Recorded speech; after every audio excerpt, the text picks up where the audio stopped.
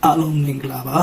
ကျွန်တော်ဆက်စင်ပြီးဖြစ်တယ်အားလုံးတို့တခင်ယေရှုနာမ၌နှုတ်ဆက်ပါတယ်ဒီနေ့ဒီတနာနေငယ်ဟောပြောခြင်းနဲ့ဗာလဲဆိုတော့အပြစ်လွတ်ခြင်းဆိုတဲ့အကြောင်းအရာဒီရဲ့ပိုင်းမှာဘုရားသခင်ရဲ့ဖွင့်ပြမှုအကြောင်းကျွန်တော်ကိုလွတ်မြောက်ခြင်းများရတယ်ဘုရားသခင်ရဲ့ကောင်းချီးခံစားတဲ့အရာပြောပြခြင်းတော့ဖြစ်တယ်တနည်းနည်းအရွယ်ပေါ့နော်ကလေးငယ်ဒီနဲ့သူနေတဲ့အခါမှာအဲ့ဒီကလေးငယ်ရဲ့အပြုအမူအနေထိုင်ကိုကြည့်ပြီးတော့ဘုရားရဲ့စကားပြောခြင်းခံရတယ်အဲ့ဒီကလေးငယ်တွေကသူတို့စိတ်ထဲမှာဖြိုစင်တယ်သူတို့လုပ်သမျှအရာမှာမားတယ်လို့အပြစ်ရှိတယ်လို့မခံယူဘူးအဲ့ဒါမဲ့သူတို့တခုခုမားတာတခုခုဘေးနာပစ္စည်းတွေဖြက်စီးတာဖြစ်ဖြစ်တခုလုံးမယ်ဆိုရင်လေသူမိဘတွေကလည်းဝေမယူဘူးအဲ့ဒီချိန်မှာအဲ့ဒီကလေးလေးရဲ့အနေထားတစ်ခုကသူ့ကိုယ်သူအပြစ်ရှိတယ်လို့မခံစားဘူးအချိန်မှာဘုရားကကျွန်တော်အပြစ်လွတ်ပြီးဆိုရအောင်တည်တည်ကြချနားလဲစိတ်ဟာလေလုယာအကြောင်းသူတို့တစ်ခါတလေမှာကျမ်းစာမဖတ်နိုင်တာစုပေါင်းမယ်ဘုရားကျောင်းလေးပုံမှန်မတွားနိုင်တာအလူငွေတွေမပေးနိုင်တာသူတို့များမကူညီနိုင်တဲ့အခါတွေမှာတခုခုအရင်တော့လှုပ်တဲ့အရာမလှုပ်နိုင်တဲ့အခါမှာဘုရားရဲ့ဆိုးမှချင်းခံရတယ်။ဒါမှမဟုတ်အမင်္ဂလာဖြစ်သွားတယ်။မကောင်းတဲ့အရာတွေကြုံရတယ်။ဆုံးရှုံးမှုတွေဖြစ်တယ်ဆိုပြီးတော့ကျွန်တော်ကတခါတည်းထင်တတ်တယ်။နေမကောင်းတာတော့ဒါမှမဟုတ်အဆင်မပြေတာတော့ဖြစ်တယ်။ဟာငါဘုရားကျောင်းအရင်ဘက်ကမတွားမိလို့စုမတောင်းရလို့ဘုရားကတိပေးထားတဲ့အလူငွေတွေမပေးရလို့အဲ့လိုဖြစ်သွားတယ်ဆိုပြီးတော့ခံတတ်တယ်ဒါပေမဲ့တကယ်ဖျားဖက်ကနေကအဲ့လိုမဟုတ်ဘူးဖျားဖက်ကနေကျွန်တော်အပြစ်မရှိဘူးအပြစ်လွတ်ထားပြီးသားခွင့်လွတ်ထားပြီးသားဆိုရဘူးကွာကောင်းကောင်းနားမလည်လို့ဖြစ်တယ်ယောမအခန်းကြီး6အငယ်23မှာအပြစ်တရားရဲ့အခါကတေချင်းပေတီအပြစ်တရားရဲ့အခါကတေချင်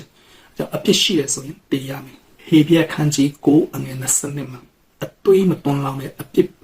ပြေလို့ချင်းမရှိအပြစ်လွတ်ခြင်းမရှိဘူးအကြောင်းအပြစ်ကိုဖြေနိုင်တာကအတွေးကပဲအပြစ်ကိုဖြေနိုင်တယ်လို့ပြောချင်တာဖြစ်တယ်။ဘာဖြစ်လို့လဲဆိုတော့လူရဲ့အတက်ကဒီအတွေးပေါ်မှာမူတည်တယ်။လူတယောက်ရဲ့အတွေးအကုန်သွားရင်အဲ့လူကတည်သွားမယ်။အကြောင်းအတွေးဆိုတဲ့ထဲမှာတွေးထဲမှာအသက်ရှိတယ်။အကြောင်းဒီအသက်တစ်ချောင်းကိုပြန်ပြီးတော့နောက်ထပ်အတွေးတစ်ခုကနေပြန်ကယ်ပေးရမယ်ဆိုတဲ့အရာလိုမျိုး။အကြောင်းဒီအပြစ်ရှိတဲ့အရာကိုပြန်ကယ်နိုင်ဖို့ကတခြားအပြစ်မရှိတဲ့အရာကအတွေးကပဲပြန်ပြီးတော့ကယ်ပေးနိုင်တယ်စေးကြောပေးနိုင်တယ်ဆိုတဲ့အရာမျိုးဖြစ်တယ်ဖတ်ရကြပါဘောပြချင်ကောင်းချပေးပါစေဒီဒေသနာကခရစ်ယာန်ဘုရားတို့မဟုတ်ဘဲနဲ့နားထောင်ဖြစ်တယ်ဆိုရင်လည်းတင့်အတွက်အများကြီးကြိုးရှိမယ်ဘာသာတရားခရစ်ယာန်တရားကိုပြောတာမဟုတ်ဘဲနဲ့လူတွေထဲမှာဖြစ်တဲ့အရာလူတွေအတွက်လူတွေဖန်ဆင်းတဲ့ဖျားပြုတ်ပေးတဲ့အရာကိုပြောပြတာဖြစ်တယ်ပြီးတော့ခရစ်ယာန်ဖြစ်ပြီးသားသူတွေလည်းပို့ပြီးတော့ဖျားရဲ့ချစ်ချင်းမေတ္တာဖျားပြုတ်ခဲ့တဲ့အရာကိုပို့ပြီးတော့နားလည်ဖို့ဖြစ်လာမယ်အဲဆိုအပြစ်ဆိုတာဘာလဲပြစ်ဆိုတာကကျွန်တော်ကဘာဦးမှာဖျားတခင်ဖန်ဆင်းထားတဲ့အေဒင်ဥယျာဉ်ထဲကအာဒံကနေဖျားစကားနားထောင်နေတဲ့အတိစားတဲ့အရာဖြစ်တယ်မစားနဲ့ဆိုတဲ့တာမြစ်ထားတဲ့အတီကိုအာရန်ကစားတဲ့အချိန်မှာအဲ့ဒါကိုအပြစ်အဲ့ဒီကနေအပြစ်ဆိုတာဖြစ်လာတယ်အဲကြောင့်အပြစ်ကဘာလဲလို့ပြောရင်တားထဲတဲ့အရာမလုံးနဲ့ဆိုရကိုလှုပ်ချင်းအဲ့ဒီလှုပ်တဲ့အပေါ်မှာဖျားကနေကျွန်တော်ကိုအပြစ်တင်တယ်အဲ့တော့တနည်းအားဖြင့်ဖျားကနေအပြစ်တင်တယ်လို့ပြောတဲ့အခါမှာဖျားစိတ်ထဲမှာမကောင်းဘူးပေါ့နော်ဖျားစိတ်ထဲမှာငါဖန်ဆင်းထားတဲ့လူကငါစကားနားမထောင်ပါလားဆိုတော့စိတ်ထဲမှာအဲ့လိုခံစားသွားတဲ့အရာလေးတကယ်တော့ဟိုလိုမျိုးကြီးတော့မဟုတ်ပေမဲ့နော်ဖျားကနေအပြစ်လို့တတ်မှတ်လိုက်တယ်အဲ့ခါမှာလူသားတွေကဒီလက်စားခြင်းခံတယ်သူ့ရဲ့လက်စားခြင်းမာနစာတမာနရဲ့လက်စားခြင်းကိုခံရတဲ့အခါမှာအဲ့ဒီစာတမာနရဲ့လက်ထဲကိုကြာရောက်သွားတယ်ဘာဖြစ်လို့လဲဆိုတော့ဒီလောကတစ်ခုလုံးကိုအာရန်ရဲ့လက်ထဲမှာအထားတာအာရန်ကအရှင်သခင်ဒီလောကကိုဒီကမ္ဘာမြေကြီးတို့ကဒီမှာရှိတဲ့တတဝါရည်မြေအကုန်လုံးကိုအာရန်ထဲကိုအထားတဲ့အရာကအဲ့ဒီအာရန်ကိုစာတန်ကအနိုင်ယူသွားတယ်လက်ဖျက်သွားတဲ့ခါမှာအနိုင်ယူသွားတယ်တနည်းပြအာနာသိမ့်တယ်ပေါ့နော်အာရန်လက်ထဲနဲ့အာနာသိမ့်ခြင်းခံရလိုက်ရတယ်အဲ့ချိန်လေးစပြီးဒီအဖြစ်တရားကကြီးထွားလာတယ်စာတန်ကနေကျွန်တော်မလှုပ်ချင်တဲ့အရာတွေမကောင်းမှုတွေကိုလှုပ်ခိုင်းတော့တယ်အဲ့တော့ကျွန်တော်တို့ကလူသားတွေအားလုံးကအဲ့ဒီအာရန်နဲ့ဆင်းသက်လာတဲ့အခါမှာအပြစ်တရားကနေဆင်းသက်လာတဲ့သူအပြစ်ဆိုတဲ့မျိုးစိတ်နဲ့ပါလာတာအဲကြောင့်အာရန်အတီးစားတဲ့ချိန်မှာဖြစ်တဲ့အရာကကျွန်တော်ဗီဇအပြစ်လို့ခေါ်တယ်အဲကြောင့်လူတွေကနေ့တိုင်းမကောင်းတဲ့ဟာလုပ်ခြင်းတယ်ကိုယ်ကာယနဲ့မာယွန်းနဲ့နှုတ်နဲ့မာယွန်းနဲ့စိတ်နှလုံးနဲ့လည်းမကောင်းတာတွေကြံစီပြီးတော့မာယွန်းတယ်အဲ့ဒီအရာတွေကဒုစရိုက်လို့ခေါ်တယ်မကောင်းတဲ့ဒုစရိုက်တွေနေ့စဉ်လုပ်တယ်ဘာဖြစ်လို့လုပ်လဲဆိုတော့ဒီဗီဇအပြစ်ပါလာလို့ဖြစ်တယ်ကိုယ်ကိုယ်ကကိုယ့်ရဲ့မျိုးရိုးကိုကဒီအပြစ်ဆိုတဲ့မျိုးရိုးအဲကြောင့်လူတစ်ယောက်ကမွေးဖွားလာပြီဆိုရင်မွေးဖွားကလေးကဘာမှ မကောင်းတာမလုပ်ရင်တောင်းသူ့မှာဗီဇအပြစ်ကရှိပြီးသားအဲကြောင့်မကောင်းတော့ပဲလုပ်ချင်တော့တာလူကဘယ်လောက်ပဲတရားအားထုတ်ထုတ်သူကဗီဇအပြစ်ရဲ့မျိုးဆက်ပဲအဲကြောင့်ဒီဗီဇအပြစ်မပြေပြောက်တဲ့ရွေးကသူ့ရဲ့အဖို့ခကတည်ရမယ်ငရဲကိုတွားရမယ်သူရဲ့ဝိညာဉ်အပြစ်တရားရဲ့အခါကတည်ချင်းဆိုတာကခန္ဓာကိုယ်နဲ့တည်မယ်အပေငရဲမှာအပေငရဲဆိုတာကတကယ်တမ်းကလူတွေအတွက်ဖန်ဆင်းတာမဟုတ်စာတန်အတွက်ဘုရားကလှုပ်ပေးတာစာတန်နေဖို့အိမ်လှုပ်ထားတယ်ဒါပေမဲ့စာတန်ကလူတွေကိုနိုင်တဲ့အခါမှာဒီလူတွေကိုပါသူ့အိမ်ကိုခေါ်သွားတာအဲဒါကြောင့်လူတွေကအဲ့ဒီအပြစ်တရားကြောင့်ဗီဇအပြစ်တရားကြောင့်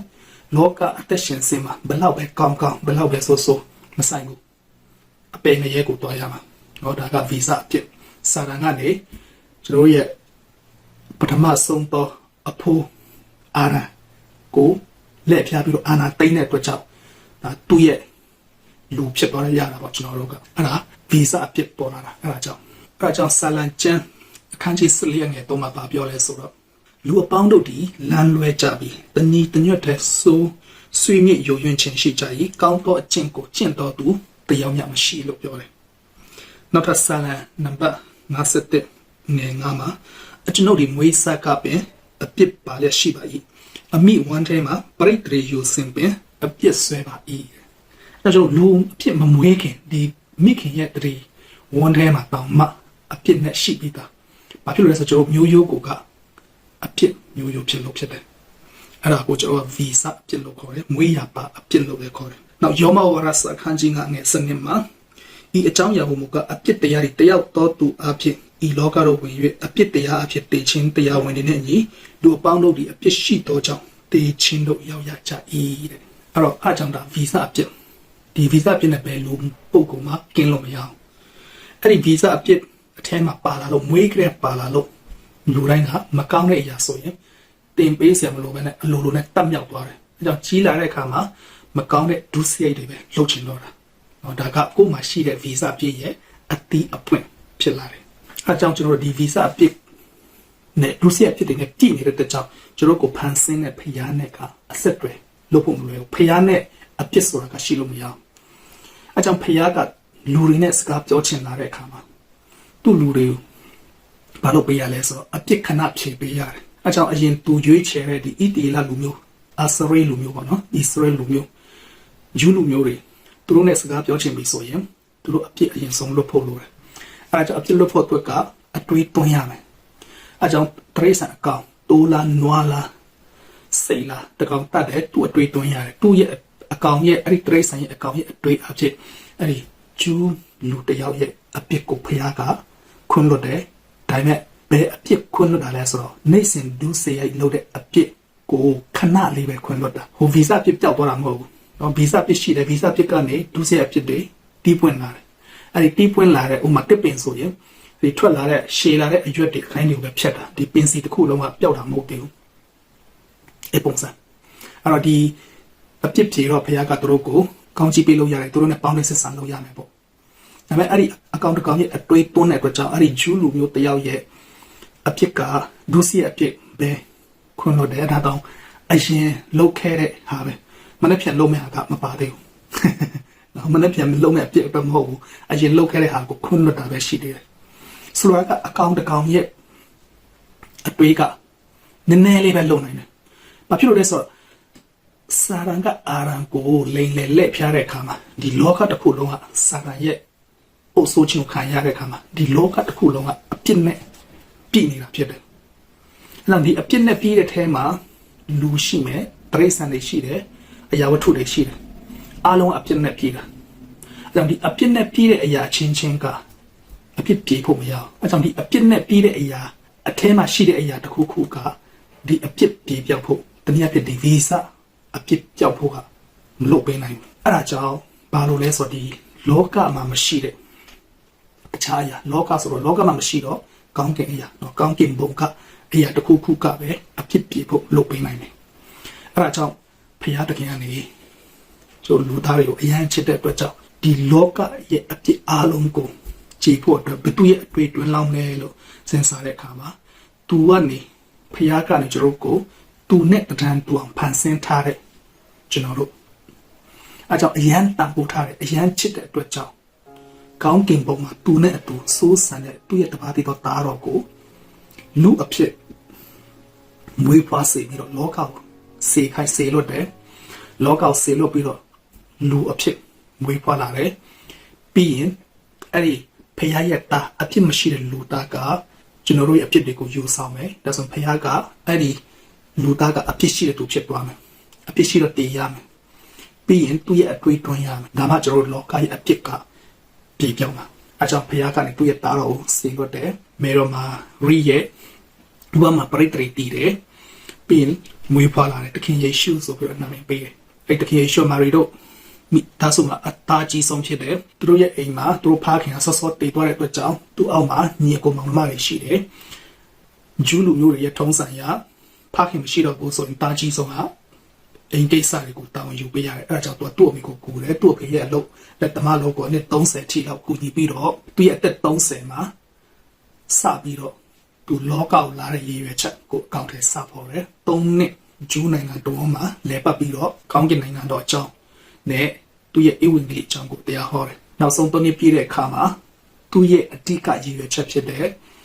လောကလူသားအလုံးရဲ့အပြစ်ကိုယူဆောင်ပြီးတော့ခံယူဖို့ဖြစ်တယ်။အဲ့မှာနောက်ဆုံးသူ့ရဲ့တပည့်တော်တွေနဲ့အတူညစာစားပွဲလုပ်တယ်။ညစာစားပွဲလည်းပြီးရောပုံမှန်ဆုတောင်းနေကြဥယျာဉ်ဂီတရှင်ဥယျာဉ်ကိုတွားတယ်။အဲ့မှာသူက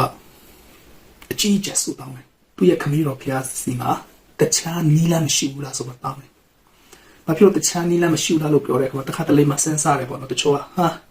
အခုချိန်ကျမှဘုရားကယေရှုကြောက်နေတာလားပေါ့နော်။သူကြောက်တယ်ဆိုရင်အစရလာမှာမဟုတ်ဘူးလေမကြောက်လို့အတေခံရဲလို့လာတာဖြစ်တယ်ဒါပေမဲ့ဘာလဲဆိုတော့ဖယားနဲ့တားတော်နဲ့ကဒီယေရှုနဲ့ကသူတို့ဝိညာဉ်တော်နဲ့တလုံးပေါ်ထဲဖြစ်တယ်ဒီသုံးပါးကဘယ်တော့မှမခွဲဘူးအဲကြောင့်မခွဲဘူးတဲ့သူတားတော်နဲ့ခမီးတော်မခွဲဘူးတဲ့သူကအခုလောကလူတွေအားလုံးရဲ့အပြစ်ကယေရှုပေါ်မှာလာပြီးတော့လွဲပြောင်းရယူတဲ့အခါမှာယေရှုကတားတော်ကအပြစ်ရှိတော်သူဖြစ်သွားတယ်အပြစ်နဲ့ဖခင်ကနေလို့မရဘူးအဲကြောင့်ခမည်းတော်ဖခင်ရဲ့ဆုံးပစ်ခြင်း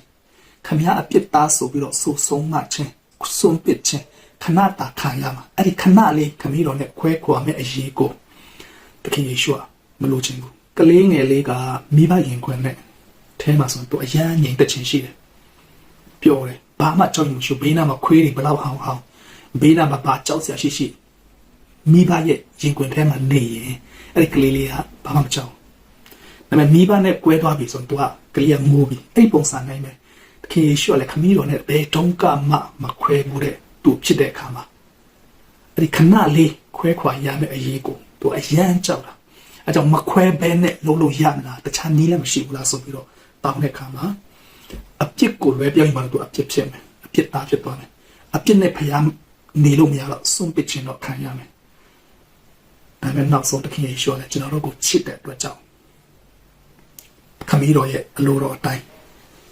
တခြားနည်းလားမရှိပေမဲ့သူမလျှောက်ချင်တဲ့အရာကိုကျွန်တော်တို့ချစ်လို့လျှောက်သွားတာဖြစ်တယ်သူဝင်ခံလိုက်တာနဲ့အပြစ်သားဖြစ်သွားပြီအဲကြောင့်သူ့ကိုဖမ်းမဲ့သူတွေရောက်လာတယ်ယုံတော်မှာစစ်ဆေးတယ်ရိုက်ပုတ်ကြတယ်မေးတယ်နောက်ဆုံးမှာအပြစ်မတွေ့တော့ခမည်းဖျားတာလာတော့ပြောတဲ့အခါမှာယေရှုလည်းဟုတ်တယ်လေအဲကြောင့်ကျွန်တော်ဖျားတာလို့ပြောတဲ့အခါမှာဖျားကိုပြစ်တင်တယ်ဖျားကိုကဲရဲတယ်ဆိုပြီးတော့ဖျားသားဆိုတဲ့ပုံမှန်နဲ့ဖန်ခံရတယ်ဂျူးလူမျိုးတွေကသူယေရှုကိုတတ်လို့မရဘူးဘာလို့သူတို့ကိုအဲ့ချိန်မှာယောမတွေအုပ်ချုပ်ထားတာအဲ့ဒါကြောင့်တတ်ချင်တယ်မတတ်ခွင့်မရှိတော့ယောမတွေကိုလွယ်အပ်တယ်ယောမတွေကလည်းစစ်ဆေးတဲ့အခါမှာသူ့အပြစ်မတွေ့ဘူးအပြစ်မတွေ့တော့ဒီတိုင်းလွတ်ချင်တယ်ဒါပေမဲ့ဂျူးလူမျိုးတွေကအကုန်ကတတ်ချင်တဲ့အခါမှာနောက်ဆုံးအဲ့ချိန်မှာယောမလူတွေယောမစစ်သားတွေယောမအုပ်ချုပ်မှုကိုပုံကန်ပြီးတော့နိုင်ငံထဲမှာပုံကန်တဲ့တောင်းကျမ်းတဲ့လူစုတို့များလုပ်တဲ့အရာအပြစ်ကြီးပြီးတော့ယောမစစ်သားတွေရဲ့တေတံအစင်းမြင့်ဆုံးအရက်ဆက်ဆုံးတန်ခံရမဲ့လူရှိတယ်ဘာရဘတ်ဆိုတဲ့သူနဲ့တခင်ယေရှုအစားထိုးပေးလိုက်တဲ့အခါမှာအဲ့ဒီဘာရဘတ်ခံရမဲ့ဟာတွေအားလုံးတခင်ယေရှုပြန်ခံတယ်အဲကြောင့်လူစုတို့များပုံကန်တဲ့သူတွေကိုကားတိုင်းမှာပဲတင်တယ်အဲကြောင့်အဲ့ကားတိုင်းတင်မဲ့သူကိုအရင်ဆုံးကားတိုင်းမတင်နေမှာသူတို့ကတိတိကျကျရိုက်နေတဲ့အခါမှာကြာပွက်နဲ့ရိုက်တဲ့အဲ့ကြာပွက်ထဲမှာဖန်ကွဲစားတွေပါတယ်တန်ချောင်းတွေပါတယ်စူးတွေပါတယ် နော်တခါရရင်အသားတွေဖက်ပြီးတော့ပါတော့အောင်ဆိုပြီးတော့အဲကြောင့်သခင်ယေရှုကမနေ့ညကလေးကဂျူးလူမျိုးရဲ့စစ်ဆေးတဲ့မင်းများနဲ့ရိုက်ပုတ်တဲ့စော်ကားတယ်အဲ့ဒီကနေအခုနောက်မနေ့မှလည်းယောမစစ်သားတွေကလူစုတို့မြတ်တကူပုံကန်တောင်းချမ်းတို့ဖြစ်တတ်မှတ်ပြီးတော့ပြန်ပြီးတော့အရိုက်ခံရတယ်ယောမလူမျိုးတွေမှာအချိန်ကန့်တတ်မရှိဘူးတို့ယောမစစ်သားတွေပင်ပန်းတဲ့အထိရိုက်လို့ရတယ်အမှတကုံရိုက်တယ်အဲ့ဒီရိုက်ချက်ကြောင့်သခင်ယေရှုသူ့ရဲ့မျက်နှာမှာလူပုံမပေါ်တော့နော်ဒီတိုင်းကြည့်လိုက်ရင်သူ့မိခင်ကတောင်သူ့ကိုမမီတော့သူ့သားလို့တောင်မထင်ရတော့တဲ့အထိရုပ်ပြက်စင်ပြက်ဖြစ်သွားပြီပြီးတော့ပြန်ခေါ်လာတယ်ပြန်ခေါ်တဲ့အခါမှာဂျူးလူမျိုးနဲ့ကားတိုင်းတင်ပါဆိုပြီးပြောတဲ့အတွက်ကြောင့်နောက်ဆုံးကားတိုင်းတင်တယ်ကားတိုင်းပေါ်မှာအသေးခံရမယ့်လူကသူ့ရဲ့ကားတိုင်းကိုသူ့ကိုယ်နဲ့ထိုင်းရတယ်ဘယ်သူမှကူလို့မရဘူးဒါပေမဲ့ယေရှုနောက်ဆုံးကားတိုင်းထမ်းပြီးတော့ကာရဏီကုန်းပေါ်မှာတေးခံတယ်အဲ့ဒီကားတိုင်းပေါ်မှာတက်တဲ့အခါမှာသူ့တိတိကျကျဒဏ်ပေးခြင်းတာဘာလို့ယောမစစ်သားတွေကအဲ့ချိန်မှာကမ္ဘာလုံးကိုသူတို့ empire ဆိုပြီးတော့ကမ္ဘာလုံးကိုသူတို့နေချက်ပြီးတော့တိမ့်ပိုက်ထားတာဖြစ်တဲ့အတွက်ကြောင့်သူတို့ကိုအာခံရတဲ့သူမရှိအောင်ဆိုပြီးတော့သူတို့ကိုပုံကန်တဲ့သူတွေအပြစ်သားတွေကိုလူဆိုးတွေကိုစုံမတဲ့အခါမှာအရက်စစ်စုံနဲ့စုံပါတယ်ခုနကပြောလို့ကားတိုင်းမတင်ခင်မှာဂျာပွန်နဲ့တေချာရိုက်ချိန်နံပေးတယ်ပြင်စူးနဲ့ရထားတဲ့စူးရတရဖူပေါ့နော်ခေါင်းပေါင်းတွေလုတ်ပေးတယ်စူးလိုက်ပြီးခေါင်းထဲမှာစူးတွေဝင်တယ်ပြီးရင်ကားတိုင်းကိုသူ့ကိုယ်ထိုင်ရတယ်ပြီးကားတိုင်းပေါ်တက်တဲ့အခါမှာသူဝတ်တဲ့အဝတ်အစားဘောင်းပြီးအောက်ထအကုန်ချွတ်ရတယ်အဲ့ဒါမှနေထွက်လာရင်နေရောင်ချီကနေသူရိုက်ထားတဲ့ဒဏ်ရာတွေကိုလောင်းမယ်အခါမှာသူကထပ်ပြီးတော့နာကျင်မှုခံစားရမယ်အဲ့ဒါကိုခံစေချင်လို့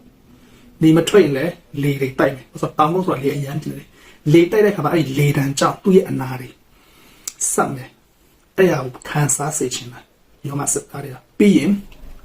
မြစ်တွေအကောင်တွေလာပြီးတော့သူ့ရဲ့အတောင်ဖဲစားမယ်အဲ့လိုမျိုးခံစေချင်တဲ့အတွက်ကြောင့်သူ့ခန္ဓာပေါ်မှာဘာအဝက်မှဝယ်လို့မရအောင်အကုန်လုံးထွက်ရတယ်အောက်ခံကစားကိုချက်ပြီးတော့ဒီတိုင်းခန္ဓာကို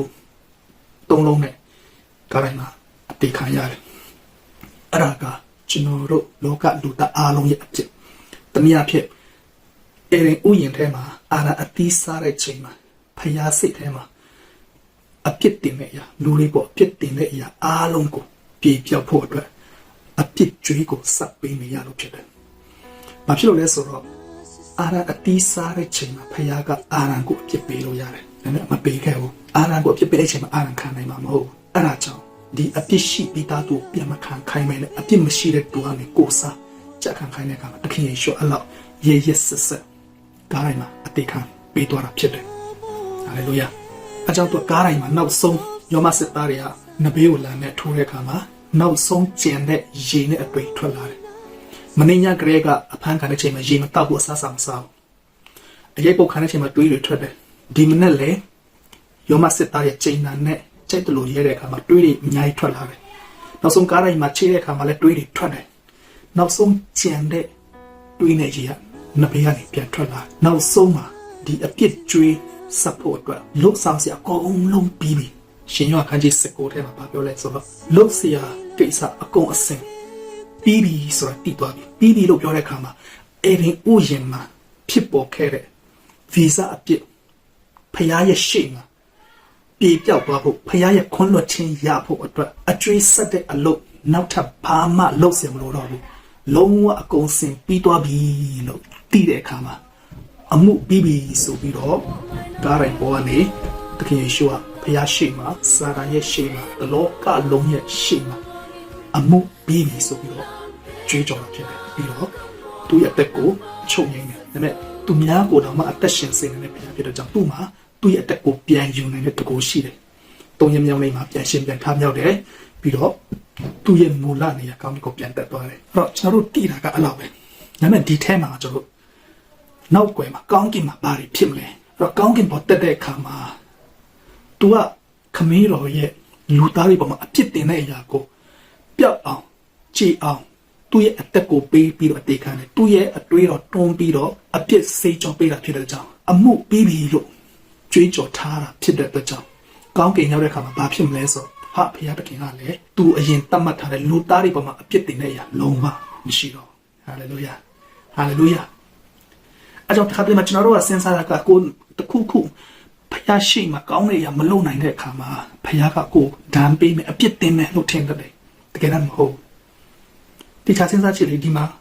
ခမီးတော်ထိုင်တယ်ဒီမှာဘေးနားမှာလက်ရပဲမှာတကယ်ယေရှုထိုင်တယ်ကျွန်တော်တခုခုမာတဲ့အခါမှာဖျားကအပြစ်တင်နေမယ်ဆိုရင်ဘေးနားမှာကအပြစ်ဖြေပြီးတဲ့တခင်ယေရှုကတယောက်လုံးရှိနေတာလေနော်ဒီမှာအပြစ်ဖြေပြီးတဲ့တယောက်လုံးရှိလို့ဒီကခမီးတော်ကကျွန်တော်တို့ကိုအပြစ်တင်နေမှာလားတင်လို့မရတော့ဘူးဟာလေလုယာဘာဖြစ်လို့လဲဆိုတော့ပြေသွားပြီအပြစ်တင်လို့မရတော့ဒါဆိုရင်ကျွန်တော်ဖျားတရားဖက်မှာမကောင်းနိုင်တဲ့အခါမှာလုပ်ရမယ့်အရာတွေမလုပ်နိုင်တဲ့အခါမှာအပြစ်တင်တာဘယ်သူလဲနော်ဦးရှိတယ်ပထမကစာတန်ဒုတိယကကိုယ်တိုင်ပဲဖြစ်တယ်ဖခင်ကအပြစ်မတင်တော့တင်လို့လည်းမရောက်လေအပြစ်တင်ဖို့ကဒီနားမှာအပြစ်ဖြေလို့တဲ့ယေရှုတယောက်လုံးရှိပြီးတော့ဒီကလူအပြစ်တင်နေမယ်ဆိုတော့ငါကယေရှုလှုပ်ဆောင်ခဲ့တာကိုအတိမပြုတ်တော့တဲ့အတူတူပဲအဲ့ဒါကြောင့်ကလေးလေးကအပြစ်မရှိဘူးလို့ခံစားတဲ့အခါမှာအဖေမေကအပြစ်မတင်ဘူးလို့ခံစားတဲ့အခါမှာ तू ကလွတ်လပ်ပေါ်ပါမှုရှိတယ်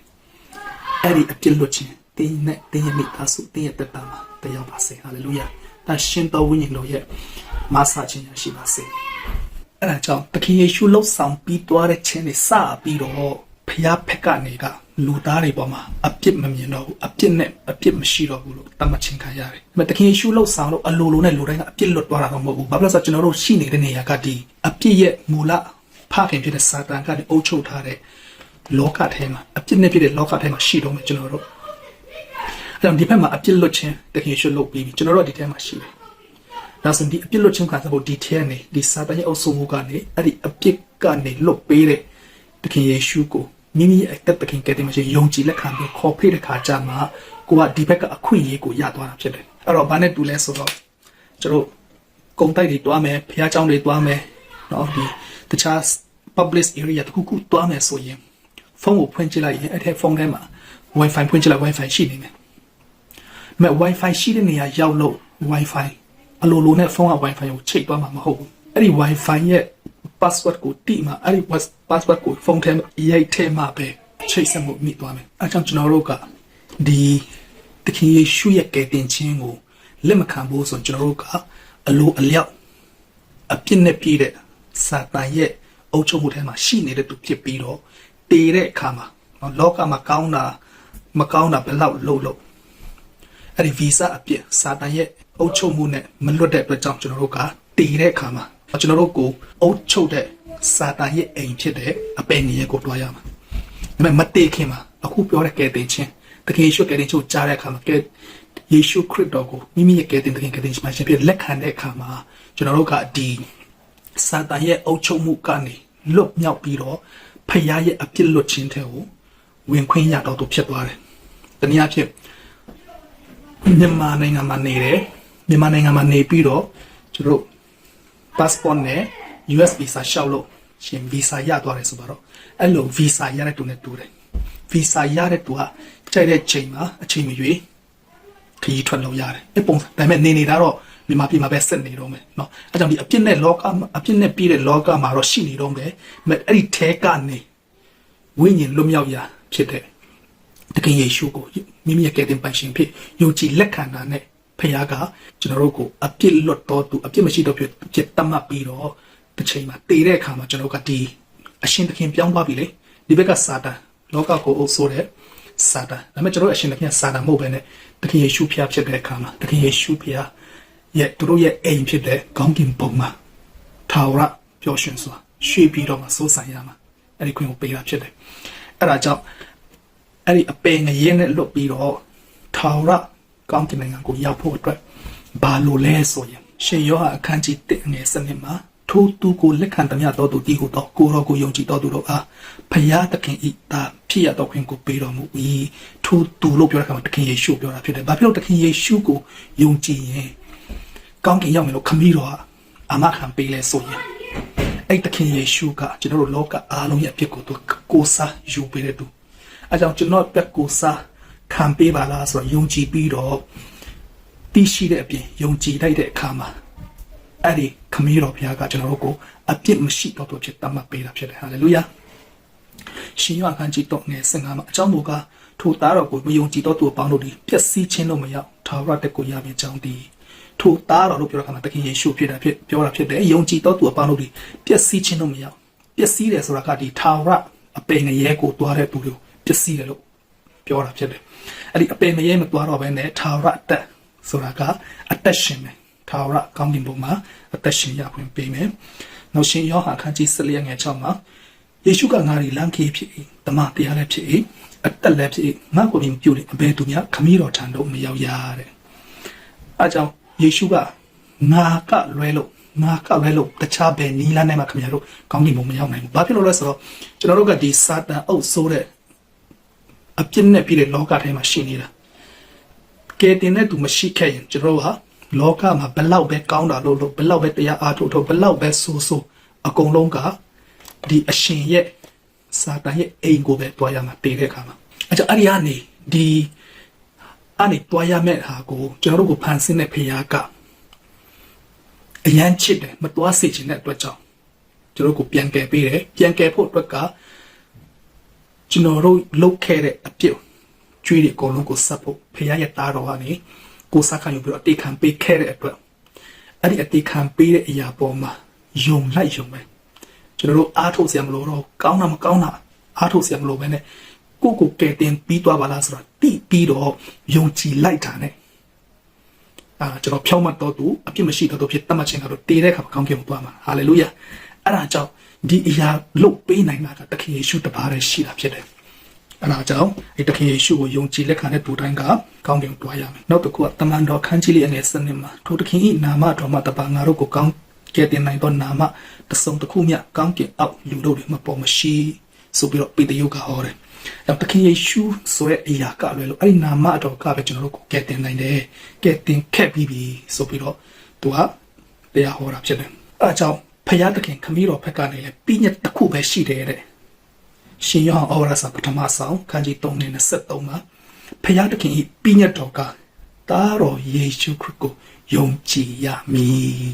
။အဲကြောင့်ကျွန်တော်တို့အပေါ်မှာလူသားရဲ့အပေါ်မှာခမည်းတော်ဖခင်ကပြည့်ညက်တစ်ခုပဲပေးတယ်။အဲ့ဒါကဘာလဲဆိုတော့ခမည်းတော်ငါနဲ့အတူ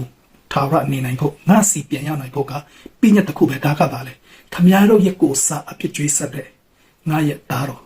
ယေရှုကိုယုံကြည်ဖို့ဒါပဲကောင်းနေဖို့နော်အကျင့်ကောင်းဖို့ဒါမှမဟုတ်ရင်စိုးနေလို့မရဘူးဆိုတာမဟုတ်ဘူးကောင်းတာစိုးတာအကုန်လုံးဖခင်ကတိပြီးသားမကောင်းနိုင်မှလည်းတိပြီးသားလက်ရှိကိုယ့်ရဲ့အဖြစ်တည်မှုကနေယေရှုကိုယုံကြည်တာနဲ့ဖခင်ကကျွန်တော်တို့ကိုလက်ခံသွားပြီအပြစ်မရှိတော့သူနော်ဖခင်ရဲ့စိတ်ထဲမှာခွင့်လွတ်ပြီးသားဖြစ်တယ်အပြစ်လို့မမြင်တော့တဲ့အရာထဲကိုရောက်သွားမှာဖြစ်တယ်ဟာလေလုယာဒါကြောင့်ဤဖက်ခန်းခြင်းနဲ့ရှင်းမှာယုံကြည်သောအဖြစ်ဂျေဇုတော်ကြောင်းတယ်နော်ကျွန်တော်ယုံကြည်လိုက်တာနဲ့ဂျေဇုတော်လို့ပြောတဲ့အခါမှာကျွန်တော်တို့ဘက်ကနေဘာမှလုပ်ပြဆရာမလို့ဘူးကောင်းတာတစ်ခုမှနည်းနည်းလေးမှလုပ်ဆရာမလို့ပဲနဲ့ဂျေဇုတော်ကြောင့်ကဲတင်ခြင်းတို့ရပြအေးတယ်အကြောင်းဒီမှာရှိတဲ့မိတ်ဆွေလည်းစစ်မှန်တော့ကဲတင်ခြင်းမရသေးဘူးဆိုရင်ကိုယ့်ရဲ့ဝိညာဉ်ဘယ်သွားမလဲဆိုမသိသေးဘူးဆိုရင်သခင်ယေရှုရဲ့ကဲတင်ခြင်းအကြောင်းကောင်းကောင်းနားလည်ပြီးတော့ပြီကိုယ့်ရဲ့စိတ်လုံးထဲကနေယုံကြည်ပြီးတော့ဖိတ်ခေါ်မယ်ဆိုရင်ခမည်းတော်ဘုရားကနေသူ့ရဲ့ခွင့်လွတ်ပေးထားပြီးသားတဲ့ကိုခေါ်ဆောင်ပြီးတော့အပြစ်မရှိတော့သူအပြစ်လွတ်တော့သူဖြစ်တတ်မှတ်ခြင်းရမှာဖြစ်တယ်ဟာလေလုယာအဲ့ဒါကြောင့်သခင်ယေရှုမလာခင်တော့ဟာဆိုရင်အပြည့်ညတ်တော်ကာလတနည်းဖြင့် BC ကာလပေါ့နော် before Christ BC ကာလမှာဆိုရင်ဘလောက်ပဲကောင်းတာလို့ဘလောက်ပဲဆိုးတာလို့ဗီဇအပြစ်ရှိနေတဲ့အတွက်ကြောင့်လူကဘယ်ငရဲ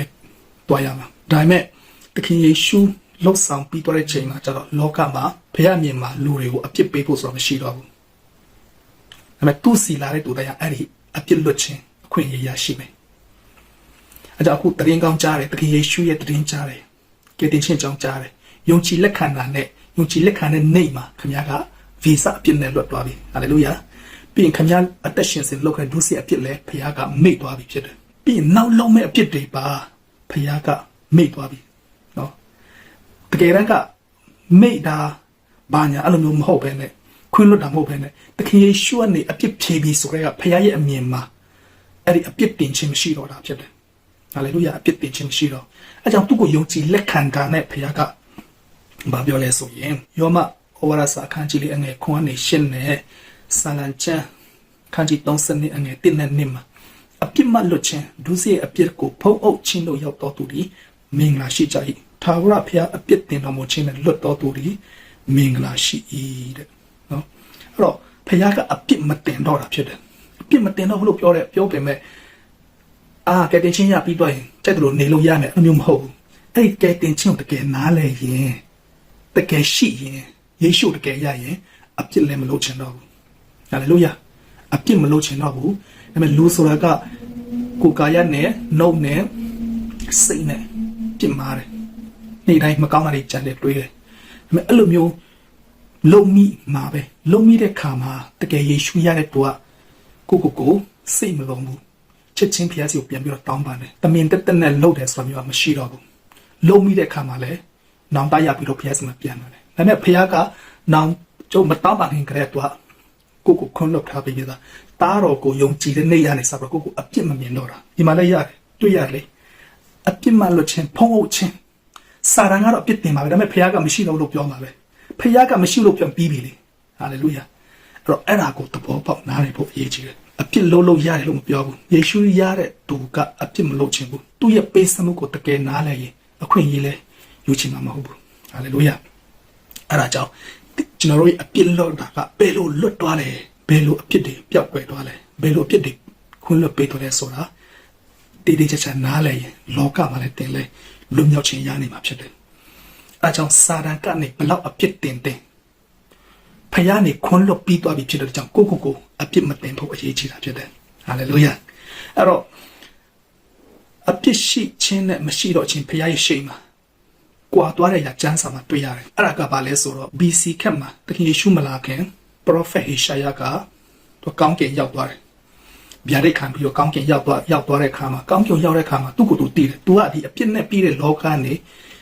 ရောက်သွားတဲ့အပြစ်သားဆိုတည်တဲ့အခါမှာကောင်းကင်ရောက်တော့ကောင်းကင်အရန်တရှင်းပြီးတော့အပြစ်တစ်စက်မှမရှိဘူးအဲ့မှာခမည်းတော်ဖခင်ကဗိမာန်တော်ထဲမှာသူ့ရဲ့ဘုံကြီးတဲ့ပြင်ပေါ်မှာထိုင်ပြီးတော့ဖခင်ရဲ့ဘုံတကိုးနဲ့သူ့ရဲ့ဝက်လုံးတော့အကုန်လုံးက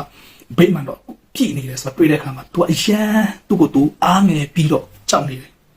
ငါအဖြစ်သားကဒီလိုအရန်တန့်ရှင်းတဲ့နေရာမရောက်တင်ဘူးဆိုပြီးတော့သူ့ကိုသူခံယူနေတဲ့ချိန်မှာကောင်းကင်တမန်တစ်ပါးက